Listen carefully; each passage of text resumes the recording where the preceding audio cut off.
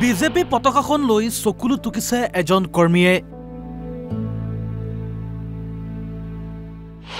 আজিলৈকে জনপ্ৰতিনিধিৰ সুদৃষ্টি নপৰিল শচীন বৰ্মনৰ ওপৰত। এই জৰাজীৰ্ণ ঘৰটো চাওক।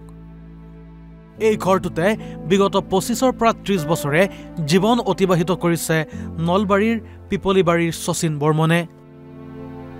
ভাৰতীয় নাগৰিক হিচাপে তেখেতলোকে মোক বিচাৰে ভোট দিয়াৰ অধিকাৰ বুলি, কিন্তু মই চৰকাৰী অনুদান পোৱাৰ অধিকাৰ নাই। তেখেতলোকৰ কোনখন সংবিধানত লেখা আছে যে ভাৰতীয় নাগৰিক হিচাপে ভোট দিব লাগিব আৰু বস্তু আঁচনি পোৱাৰ কোনো অধিকাৰ নাই। ৰেচন কাৰ্ডৰ বাহিৰে আজিলৈকে কোনো আঁচনিয়ে ঢুকি পোৱা নাই শচীনক। শুনক কি কয় শচীন বৰ্মনে। প্ৰথমে এটা অতি দুখ লগা দৃশ্য এই মুহূৰ্তত দেখুৱাম আৰু মোৰ সহযোগীয়ে এই মুহূৰ্তত এটা বাসগৃহ দেখুৱাব আৰু হয়তো আপোনালোকৰ এই বাসগৃহটো দেখি আপোনালোকে চকুলো ধৰি ৰাখিব নোৱাৰিব। এয়া হৈছে এটা বাসগৃহ আৰু এই বাসগৃহৰ ভিতৰতে এগৰাকী ব্যক্তিয়ে সুদীৰ্ঘ বছৰ ধৰি জীৱন যাপন কৰি অহা দেখিবলৈ পোৱা গৈছে। অতি এক দুখ লগা পৰিৱেশ, মৰ্মান্তিক পৰিৱেশ ক'ব লাগিব, কিয়নো যিগৰাকী ব্যক্তিৰ এই বাসগৃহটো দেখুৱাইছোঁ এই ব্যক্তিগৰাকী ইতিমধ্যে কেইবাবছৰ ধৰি তেওঁলোকে বহু আবেদন নিবেদন কৰিছে এটা ঘৰ পোৱাৰ বাবে, চৰকাৰীভাৱে এটা বাসগৃহ পোৱাৰ বাবে বহু আবেদন নিবেদন কৰিছে, কিন্তু আজিলৈকে এই ব্যক্তিগৰাকীয়ে ঘৰ পাবলৈ সক্ষম নহ'ল, চৰকাৰৰ দৃষ্টিগোচৰ নহ'ল। মই কৈছোঁ যে মই পিপলিবাৰীৰ এই যি বাসগৃহৰ শচীন বৰ্মনৰ বাসগৃহত এই মুহূৰ্তত উপস্থিত আছোঁ আৰু পেছাত এগৰাকী মিস্ত্ৰী কাম কৰে এই শচীন বৰ্মনে। সঁচাকৈ এক দুখ লগা পৰিৱেশ। কেনেধৰণে জীৱন যাপন কৰিছে বৰ্তমান সময়ত দেখিবলৈ পোৱা গৈছে। যি মুখ্যমন্ত্ৰী ডক্টৰ হিমন্ত বিশ্ব শৰ্মা নেতৃত্বাধীন যি মিত্ৰজোঁটৰ চৰকাৰখনে তেওঁলোকে বিভিন্ন সভা সমিতিত কোৱা হয় যে উন্নয়নৰ গংগা বোৱা বুলি কোৱা হয়, কিন্তু উন্নয়নৰ প্ৰকৃততে গংগা বোৱাইছে এক ইয়াৰ যি নমুনা দেখুৱাম এই মুহূৰ্তত। কি এক দুখ লগা পৰিৱেশ। এয়াই নেকি অসম চৰকাৰৰ তেওঁলোকৰ উন্নয়ন? এয়াই নেকি তেওঁলোকৰ উন্নয়ন? এক প্ৰশ্ন উঠিছে ইতিমধ্যে স্থানীয় লোকৰ মাজত। পোনে পোনে যিগৰাকী এই মুহূৰ্তত ব্যক্তি আছে শচীন বৰ্মন, মই কৈছোঁ অতি দুখ লগা পৰিৱেশ। বাসগৃহৰ দৃশ্য আমি দেখুৱাইছোঁ। পোনে পোনে শচীন বৰ্মনৰ ওচৰলৈ আহিছোঁ। আপুনি অকণমান থিয় দিলে। কেতিয়াৰ পৰা আপুনি এই বাসগৃহত এনেধৰণে থাকিবলৈ লৈছে? মোটামুটি মোৰ 22-23 বছৰে হ'ল। এনেকৈ আছোঁ আৰু তাৰপিছত ইহঁতক বহুত দিন জনাইছোঁ ঘৰ দিম বুলি কৈও থাকে। তাৰপিছত ব্লকত যাবে নাম চাম যে মোৰ নাম নায়েই। নোৱাৰ কাৰণে মই তেনেকৈ ধৰি থাকিব নোৱাৰোঁ। আচলতে অসুস্থ মনাৰ পৰা আজি 4-5 বছৰে হ'ল। যদিও মিস্ত্ৰী কাম কৰোঁ মই কৰিব নোৱাৰোঁ তেনেকৈ, খুচুৰি কাম কৰি চলি আছোঁ। আৰু তেওঁলোকেতো বহুত দিনে কয় তোমাৰ নাম আছে ঘৰটো দিম বুলি, এনেকৈ ইমান বছৰ ৰখাইছে। ৰখাতে যোৱাবাৰো ক'লে তোমাৰ নাম আছে, তাৰপিছতে মই যাই চাই আহিলোঁ ব্লকত নাম নাই। নোৱাৰ কাৰণে মই ইমানকৈ দৌৰিব নোৱাৰোঁ আচলতে।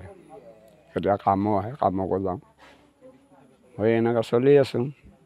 আৰু মোৰ এটাই দুখ, ওচৰ চুবুৰীত দুবাৰকৈ বহুত ঘৰ পালে, কিন্তু মোক এতিয়ালৈকে একো খোজ পেচাব নাই, প্লাছ ঘৰৰো দিয়া নাই।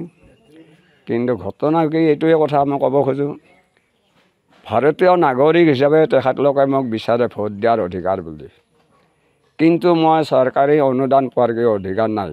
তেখেতলোকৰ কোনখন সংবিধানত লেখা আছে যে ভাৰতীয় নাগৰিক হিচাপে ভোট দিব লাগিব আৰু বস্তু আঁচনি পোৱাৰ কোনো অধিকাৰ নাই। এইখিনিতে আপোনাক সুধিছোঁ, আপুনি কি কি আঁচনি লাভ কৰিছে এই মুহূৰ্তলৈকে? মইতো এতিয়া আঁচনিও লাভ কৰা নাই এতিয়ালৈকে। চৰকাৰী দমকল লাভ কৰিছে আপুনি? নাই কৰা। চৰকাৰী শৌচাগাৰ লাভ কৰিছে? নাই। ঘৰ লাভ কৰিছে? নাই কৰা। চৰকাৰী যি ৰেচন কাৰ্ড লাভ কৰিছে? ৰেচনটো আছে। ৰেচন কাৰ্ড পাইছে, বাকী কোনো ধৰণৰ আঁচনি পোৱা নাই? পোৱা নাই এতিয়ালৈকে। আপোনালোকৰ পূৰ্বতে এইটোতো ধৰ্মপুৰ সমষ্টি আছিলে, এতিয়া টিহু হ'ল বাৰু, কিন্তু আপোনাৰ সমষ্টিটো ধৰ্মপুৰৰ পৰা এতিয়া বৰক্ষেত্ৰী সমষ্টিৰ অন্তৰ্ভুক্ত হ'ল। পূৰ্বতে মন্ত্ৰী চন্দ্ৰমোহন পাটোৱাৰী আছিলে, জনাইছিলেনে কথাটো? পাটোৱাৰীক জনা নাছিলোঁ, কিন্তু পাটোৱাৰীৰ এজন প্ৰিয় বন্ধু আছিলে, তেখেতক কৈছিলোঁ তেখেতে কৈছিলে পাবি বুলি তাৰ কোৱাৰ পিছতে তেখেতে কেইবছৰমান পিছত ঢুকাল। আপোনালোকৰ ইয়াতে যি পঞ্চায়ত জনপ্ৰতিনিধি আছে জনাইছিলে নে কথাখিনি যে আপুনি যে চৰকাৰী আঁচনি লাভ কৰা নাই? পঞ্চায়তত মই জনোৱা নাই, তেনেকৈ যোৱা নাই। মই সেইকাৰণে কৈছোঁ যে মই তেনেকৈ দৌৰি থাকিবলৈ বৰ টান পাওঁ। নিশ্চয় দেখিছে আপোনাৰ ঘৰটো? দেখিছে, ইয়াততো কাউন্সিলাৰ, সভানেত্ৰী, মেম্বাৰ প্ৰত্যেকে দেখিছে। কিন্তু দেখিলে কি হ'ব, বৰাই মোৰ এটা বিশ্বাস, মোৰ যেতিয়া এলেকা পাব, এলেকা পৰিলে তেখেতৰ চকুত কি যায় জাল পৰে। মোৰ ঘৰটো ভঙা নে পকী নে কি তেখেতলে জাল পৰিলে অন্ধ হৈ যায়, দেখা নাপায়। দেখা নোপোৱাৰ কাৰণে এনেকৈ চকু মুজি গৈ থাকে। আৰু বা কিমান বছৰ এনেকৈ চকু মুজি গৈ থাকিব তেখেতলোকে জানে। সেইটোৱে ভাবি মই ঈশ্বৰৰ বিশ্বাস ৰাখি এনেকৈ জীৱন যাপন কৰি আছোঁ। ৰাতি কেনেকৈ থাকে আপুনি? ৰাতি বিদ্যুৎ সেৱাটো নাই আপোনাৰ? বিদ্যুৎ সেৱা আছে মোৰ। বিদ্যুৎ সেৱা আছে। আপুনি এই মুকলি চাৰিওফালে মুকলি ঘৰটোতে থাকে অকলে? উপায় নাই, ক'ত যাব। কোন কোন আছে আপোনাৰ পৰিয়ালত? মই বৰ্তমান ইয়াত কোনো নাই, এনেই মাইকী এজনী আছে, ছোৱালী এজনী আছে, তেওঁ মাকতহে ঘৰতে থাকে। এয়াই আছিলে শচীন বৰ্মন, আৰু শচীন বৰ্মনৰ বাসগৃহ আমি দেখুৱাইছোঁ। এগৰাকী স্থানীয় লোক আছে, স্থানীয় লোকৰ মন্তব্য ল'ম। আপোনালোকে দেখিছে শচীন বৰ্মন কেনেধৰণে জীৱন যাপন কৰি আছে, কি ক'ব স্থানীয় লোক হিচাপে? এতিয়া ক'ব লাগিলে আমি এটাই ক'ম, নিশ্চয় এইটো দুৰ্ভগীয়াই, শচীন বৰ্মন দুৰ্ভগীয়া বুলি ক'ব লাগিব। কাৰণ সি আজি 30 বছৰে এইটো ঘৰতে এনেকৈ থাকে। এই যি কিবা মিটিঙত কৈ আমাৰ হেমন্ত বিশ্ব দেৱে যে কিবা গংগা হৈছে, গংগাৰ যেন শচীন এটা জাজিহে মাজৰ, ঠিক এনেকৈ শুৱনি কৰিছে ঘৰটো নাপাই পেলাই। গংগা নৈ বেছি শুৱনি হৈছে, ঘৰটো পালে হয়তো এই শুৱনিটো বিনষ্ট হ'লহেঁতেন। গতিকে মই ক'ব লাগে ঘৰ এটা পাব লাগে উপযুক্ত হৈ, এয়াই মোৰ বিশ্বাস। ধন্যবাদ জনাইছোঁ। এগৰাকী স্থানীয় লোক আচলতে দুখ প্ৰকাশ কৰিছে কি ধৰণে শচীন বৰ্মনে আছে।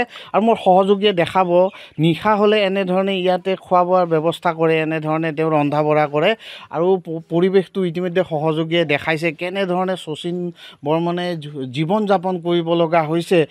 তেওঁৰ এগৰাকী কন্যা পত্নীৰ সৈতে সুদীৰ্ঘ 30 বছৰ ধৰি এই যি জৰাজীৰ্ণ বাসগৃহটোত এনেধৰণে তেওঁ জীৱন যাপন কৰিব লগা হৈছে। কিন্তু আজিলৈকে জনপ্ৰতিনিধিৰ কোনো ধৰণৰ দৃষ্টিগোচৰ হোৱা নাই। এতিয়া প্ৰশ্ন হয়, শচীন বৰ্মনৰ ওপৰত সুদৃষ্টি পৰিবনে জনপ্ৰতিনিধিৰ? শচীন বৰ্মনক ঠুকি পাবনে চৰকাৰী আঁচনিয়ে?